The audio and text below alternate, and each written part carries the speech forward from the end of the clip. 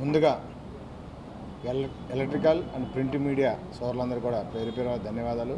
అదేవిధంగా నాతోటి కార్పొరేటర్లు, డిప్యూటీ మేయర్ బెల్లం దుర్గా గారికి, అదేవిధంగా ఫ్లోర్ లీడర్ వెంకట సత్యనారాయణకి, కొండారెడ్డి గారికి, మాజీ డిప్యూటీ మేయర్ అలా చల్లారావు గారికి అందరూ పేరు పేరు ధన్యవాదాలు.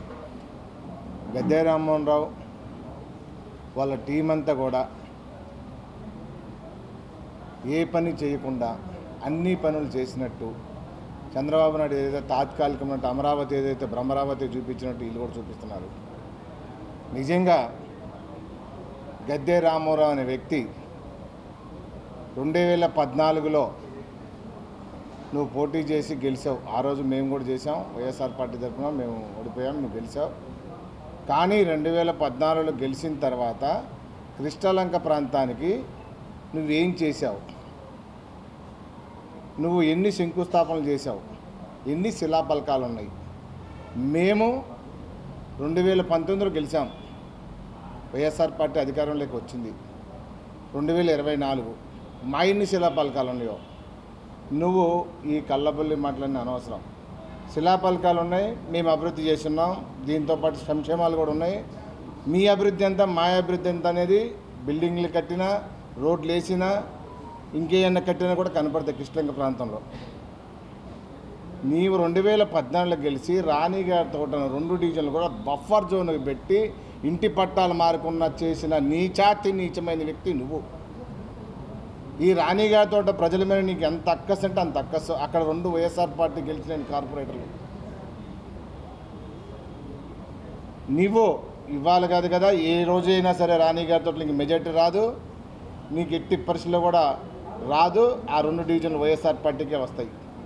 కానీ జగన్మోహన్ రెడ్డి అనే వ్యక్తి ప్రతిపక్షంలో ఉన్నప్పుడు ఇదే రాణిగారి తోట తారక రామనగర్ వాటర్ ప్లాంట్ డౌన్ దిగి వరద వస్తుంటే నేను ముఖ్యమంత్రి అయితే ఈ మొత్తం కూడా రిటర్నింగ్ వాల్ కడతానని ఆ రోజు అనౌన్స్ చేశాడు జగన్మోహన్ రెడ్డి గారు ప్రతిపక్షంలో ఉన్నప్పుడు. ముఖ్యమంత్రి అయిన తర్వాత అవినాష్ గారి నాయకత్వంలో అక్కడ రిటర్నింగ్ వాల్ శంకుస్థాపన చేసింది మేమే, దాన్ని పూర్తి చేసి ఓపెనింగ్ చేసింది కూడా మేమే. 2 శిలాఫలకాలు ఉన్నాయి. గద్దె రామారావుకి మళ్ళీ కూడా చెప్తున్నా, 2014లో నేను డివిజన్ అధ్యక్షుడు ఉన్నప్పుడు నీకు ఎన్ని లెటర్లు ఇచ్చాను నాకు తెలుసు. ఒక్క లెటర్ కన్నా నువ్వు సమాధానం చెప్పావా? ఒక్క వీధి లైట్ ఏమంటే ఏం చేతకని చౌట దద్దమ్మవు నువ్వు. ఒక్క పోలు వేయించుకోవాలని చౌట దద్దమ్మవు నువ్వు. నేను కార్పొరేటర్ అయినాక 17వ డివిజన్లో 40 పోళ్ళు వేయించా, కొత్త పోళ్ళు, రోడ్లు వేయించా.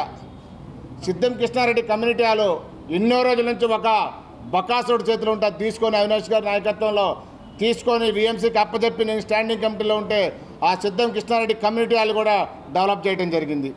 అదేవిధంగా ఏదైతే పరిమళ హాస్పిటల్లో ఉన్న ఖాళీ స్థలంలో 2014లో కార్పొరేటర్ మా కార్పొరేటర్ గెలిచిండప్పుడు దామోదర్, ఆ రోజు ఆయన ఫండ్స్ తెచ్చి పెట్టుకుంటే దామోదర్కు పేరు ఎక్కడ వస్తుందని నువ్వు ఆ జిమ్ గ్రంథాలయ నీచమైన వ్యక్తి నువ్వు. పోనీ అదైనా ఆ రోజు కట్టించు నీ పేరు వచ్చేది, కానీ నువ్వు దాన్ని కూడా అడ్డుకున్నావు. దాన్ని కూడా ఇప్పుడు మేము 48 లక్షల్లో ఫండ్స్ తెచ్చి దాన్ని కన్స్ట్రక్షన్ కూడా చేయడం జరిగింది. ఇలా రాణిగారి తోట అదే కృష్ణలంక ప్రాంతంలో 7 డివిజన్లు నువ్వు ఎంత డెవలప్ చేశావు? 2014 నుంచి 2024 అంటే దాదాపు 10 సంవత్సరాలు. మేము 2019 నుంచి ఇప్పుడు దాకా మేము ఎంత చేసామో తెలిసింది. అవినాష్ గారు ఇన్ఛార్జికి వచ్చిన తర్వాత ఈ తూర్పుని జరిగి 650 కోట్లు తెచ్చి డెవలప్ చేశాడు. తూర్పుని మొత్తం మీద మీ అడ్డాలో పడమట్లో 4వ డివిజను, 8వ డివిజను, 7వ డివిజను, 3వ డివిజను చరిత్ర రాసుకో. 7 డివిజన్లు ఉన్నాయి. నువ్వు ఆ రోజు నువ్వు ఎంత డెవలప్ చేసావు, మేము ఎంత డెవలప్ చేసాం? నువ్వు 2014 నుంచి 2024 దాకా నువ్వెంత డెవలప్ చేసావు? 2019 నుంచి ఇన్ఛార్జి వచ్చిన తర్వాత అవినాష్ గారు ఎంత డెవలప్ చేశారో ఇవాళ ప్రజలందరూ ఏమనుకుంటున్నారు తెలుసా? ఈ ఎమ్మెల్యే గెలిచినా ఒకటే గెలవపోయినా ఒకటే అవినాష్ గారు ఇన్ఛార్జిగా ఉండి మనందరికీ ఇంత డెవలప్ చేశారు. ఇది ప్రాంతాలకు సంబంధించింది కాదు.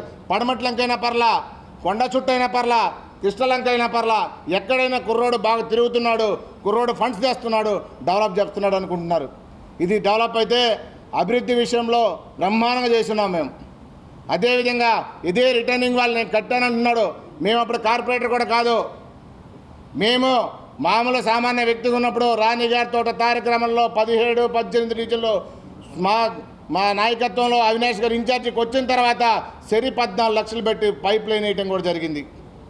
మరి నువ్వు ఎమ్మెల్యేగా ఉండి నీ చేత కాకపోతే మేమిద్దరం పైప్ లైన్ వేయించాం. మేము అప్పుడు కార్పొరేట్లో కూడా సామాన్య కార్యకర్తలం. ఇంకా కూడా అదైతే రాణిగారి తోట రిటర్నింగ్ వాల్ కట్టేటప్పుడు 30 మీటర్లో రిటర్నింగ్ వాల్ నుంచి తీసుకున్నాం. అంతేగాని నీలాగా లంచాలకో లేకపోతే ఇంకో దానికో మేము చేయలా. 30 మీటర్ అలైన్మెంట్ తీసుకొని 30 మీటర్లో 525 మంది ఇక్కడ అలైన్మెంట్కు అడ్డం వస్తే ఈ 525 మందికి కొంతమందికి వాంబే కాలనీలో కొంతమందికి ఆర్ఆర్పేటలు ఇచ్చాం. అదే కమిషనర్ గారు జక్కంపూళ్ళు ఇద్దామంటే అవినాష్ గారికి మేము చెప్పాం, మంచి నడిబొట్టుని ఇద్దాం మా వాళ్ళందరికీ బాబు అంటే అవినాష్ గారు దగ్గరుండి కమిషన్ అందరితో మాట్లాడి వాంబే కాలనీ ఇచ్చారు. అక్కడ గజమచ్చలకి 50,000 నుంచి 70,000 దాకా ఉంది. అంతే మంచి ప్లేస్లు ఇచ్చాం. వాళ్ళందరూ కూడా ఇవాళ జగన్మోహన్ రెడ్డి గారిని అవినాష్ గారిని దేవుళ్ళగా కొలుసుకుంటున్నారు. 520 మంది దగ్గర ఇప్పుడే చూశాను 3 లక్షలు వసూలు చేశామని. నీకు దమ్ము ధైర్యం ఉంటే గద్దె రామ్మోహన్ నీకు కాదు కదా, నీ అడ్డాని నీ ఓడగొట్టిన వాళ్ళు ఉంటారు మా డివిజన్లో 10 మంది. ఒక్కరితో నిరూపించు, ప్రజల్ని పిలుద్దాం, చర్చకు కూర్చుందాం. మీ అక్కర్లా మా రాణిగారి తోటకు రా, లేదంటే మేము వస్తాం అక్కడ 12వ డివిజన్కి. చర్చకి సిద్ధమైతే చెప్పండి, నేను కూడా వస్తా. 3 లక్షలు అంటున్నారు. నిజంగా నీది నోరా లేకపోతే తాటి మట్ట అని అడుగుతున్నాం. అభివృద్ధి కళ్ళు పోయిన కబోది కూడా చెప్పడం ఇలా కళ్ళు కానరాలేదనుకున్న గద్దె రామ్మోహన్ నీకు ఆల్రెడీ దగ్గర పడే పోయే రోజులు వచ్చినాయి. ఎందుకంటే నీకు డిపాజిట్ కూడా రావు. ఇది ఇప్పుడు జగన్మోహన్ రెడ్డి గారి గాలి బ్రహ్మాండం కొడుతుంది. అవినాష్ గారు కూడా తూర్పులో ఇంటిలాగా తిరుగుతున్నారు. ఏదైనా సరే మేమైనా కష్టపడబట్టే గెలిచాం. వాళ్ళ అవినాష్ గారు మంచి కష్టపడుతున్నాడు, ప్రజల మనోబలం పొంది ఉన్నాడు కాబట్టి వాళ్ళ మంచి మెజారిటీ గెలుస్తాడు. రిటైనింగ్ వాళ్ళ విషయానికి వచ్చినా ఇంకో దానికి వచ్చినా గద్దె రామర్ మళ్ళీ చెప్తున్నాం, బఫర్ జోన్ పెట్టింది నువ్వు కాదా రాణి గారి తోటకు పన్ను మారకుండా. వాళ్ళు పన్ను మారితే ఎక్కడ డెవలప్ అవుతారని నువ్వు కాదా అని చెప్తున్నా. నీకు ఎప్పుడైనా ఉన్నోళ్ళే కావాలి, లేనోళ్ళు అంటే నీకు చాలా చీదర. అసలు నువ్వు ఒక్కరోజైనా వరద వచ్చినప్పుడు నీళ్ళల్లో దిగావా? వరద వచ్చినప్పుడు ఒక్కరోజైనా నువ్వు వాళ్ళకి ఏమైనా చేసావా? మేము చేసాం. కట్టమైన టెంట్లు వేసుకున్నాం, వాళ్ళకి రయ్యన్న బదులు కష్టపడ్డాం, భోజనాలు పెట్టాం, వాళ్ళ సేవలన్నీ చేసి పెట్టాం. ఎప్పుడైనా ఒక్కరోజు నువ్వు బురదలో దిగి నడుము లోతు నీళ్ళల్లో నువ్వు చేసావా? అవినాష్ గారు తిరిగాడు, మేము తిరిగాం. దాదాపుగా కుతికల లోతు నీళ్ళలో తిరిగాం ఇద్దరం. దిగి వాళ్ళ సామాన్యులన్నీ కూడా తీసుకొచ్చి బయటకు తీసుకొచ్చి చేసాం. అవన్నీ చూసి మేము వాళ్ళకి మంచి రిటర్నింగ్ వాల్ కట్టాం. వాల్ కట్టిన తర్వాత దాదాపు 3 వినాయక చవితి పండుగలు వచ్చినాయి. ఏ వినాయక చవితికైనా కిష్ట వస్తుంది. గతంలో 3 వినాయక చవితికి వస్తే కిష్ట పక్క నుంచి 3 లక్షల పీసెక్కులు పక్క నుంచి వెళ్తుంటే ఇటు పక్క ఉండేవాళ్ళు. వాళ్ళకి కిష్ట వచ్చింది కూడా తెలియదు. అంటే 1,00,000 కీసెక్కులకే సామాన్లను సర్దుకుండేవాళ్ళు. సామాన్లు సర్దుకుంటే మళ్ళీ వచ్చేకి సగం ఇల్లు కొట్టుకుపోయాయి. సగం మంది ఉండేవాళ్ళు కాదు, సగం మంది కొట్టుకుపోయేది. బురద మొక్కట్లోతుండేది. ఈ బురదంతా తోసుకోవడానికి 3 రోజులు పట్టేది. కానీ మళ్ళీ వచ్చేకి ఫర్నిచర్ కూడా సగం కొట్టకపోయేది పాపం. ఇవాళ వాళ్ళకి అది లేకుండా శాశ్వత పరిష్కారం చేశారు. చంద్రబాబు నాయుడు తాత్కాలికం కాదు, జగన్మోహన్ రెడ్డికి ఏది చేసినా కానీ శాశ్వతమే. అదేవిధంగా మా డివిజన్లో దాదాపు 1,150 మంది పింఛన్లు వస్తున్నాయి. ప్రతి నెల దాదాపుగా 30 లక్షలు వస్తాయి. దాదాపుగా ఇప్పుడు ఓన్లీ అవ్వాతాతలకే దాదాపుగా 3-4 కోట్లు డబ్బులు వచ్చినాయి. నిన్న వాళ్ళు చెప్తున్నారు 58 నెలలు మేము ఇంటికాడు ఉంటే ఇచ్చారు. ఈ నిమ్మగడ్డ ప్రసాద్ గారు, ఈ చంద్రబాబు నాయుడు వీళ్ళందరూ కలిసి మళ్ళీ వేశారు, కోట్లు వేశారు. మేము మళ్ళీ వెళ్ళాలేమో, అమ్మో మా జగన్మోహన్ రెడ్డి మళ్ళీ ఏమైనా ఇబ్బంది అయిద్దేమో అంటాం. కానీ మా డివిజన్ మా తూర్పు నుంచి పోయినసారి మేము వైఎస్ఆర్ పార్టీ గెలవలే. కానీ వాళ్ళు జగన్మోహన్ రెడ్డి మీద అంత ప్రేమ పెట్టుకున్నారు. 2024లో వైఎస్ఆర్ పార్టీ తూర్పులో గెలవటానికి వాళ్ళందరూ ఓటు వేయటానికి అన్నీ కూడా రెడీగా ఉన్నారు. ఇంకొక ఆయన ఉన్నాడు ఇక్కడ పట్టాభి. నిజంగా పట్టాభి అనేవాడు చాలా వేస్ట్ ఫెలో మా లెక్కలో. లేస్తే మీడియాలో కూర్చుంటే నువ్వు ఎప్పుడైనా ప్రజల్లో తిరిగావా? నువ్వు ఒక కార్పొరేటర్ గెలిచావా? ప్రజల గురించి నీకు తెలుసా? నువ్వు గొట్టం పెట్టే లెక్కలు పూనకం వచ్చినాక ఊగిపోతు వింటా. నువ్వు ప్రజల్లో తిరిగి ఒకసారి ప్రజలు పొందిన తర్వాత ఏదైనా ఉంటే మాట్లాడచ్చు. ఎప్పుడు మీడియాకు మీద గొట్టం పెట్టేలకు ఊగిపోతున్నారు. గొట్టం పెడితే ఓవటం కాదు. లేకపోతే మీ గద్దె రామారావు తిరిగి ఒకసారి ప్రజల గురించి తెలుసుకొని ప్రజలు ఏమంటున్నారో చెప్తే మాట్లాడతారు. పోయినసారి కూడా జగన్మోహన్ రెడ్డి గారి నుంచి మాట్లాడావు.